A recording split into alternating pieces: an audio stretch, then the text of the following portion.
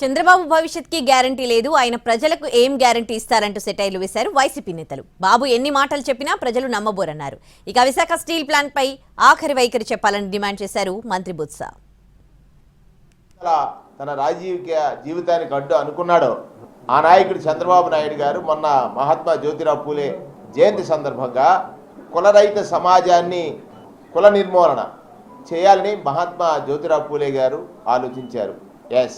ప్రత్యేకించి బీసీలను చాలా న్యూనతాభావంతో మాట్లాడినటువంటి మాటలు ప్రజలు మర్చిపోయారని తాను మర్చిపోయి మీడియా ముందు తన ఇష్టానుసారంగా మాట్లాడుతున్నాడు. ఎస్సీలో ఎవరైనా పుట్టాలని అనుకుంటారా అని ఎస్సీల మనోభావాల మీద దెబ్బతీశాడు. ఇవాళ తానన్న మాటలు తానే మరిచి ప్రజల దగ్గరకు వచ్చి సూక్తులు చెప్తున్నాడు. చంద్రబాబు కొడుకు పవన్ కళ్యాణ్, పురంధేశ్వరి, వీళ్ళ నలుగురికి మేము ఫలాంది చేశాము, మాకు ఓట్లేయండి, లేదు ఇంకా ఏదైనా మేము ఫలాంది చేస్తాము, మీరు మాకు ఓట్లు వేస్తే అని చెప్పే పరిస్థితి లేదు. ఏదైనా హుందాగా రాజకీయాలు చేయాలి కానీ పర్సనల్గా తీసుకొని ఒక వ్యక్తిని టార్గెట్ చేసి మాట్లాడే పరిస్థితి అంటే బాగా పూర్తిగా దిగజారిపోయారు. ఆయన భవిష్యత్తుకే గ్యారంటీ లేదు. అందరినీ కలుపుకొని ఇప్పుడు ఎన్నికల్లో పోటీ చేస్తూ ఉన్నాడు.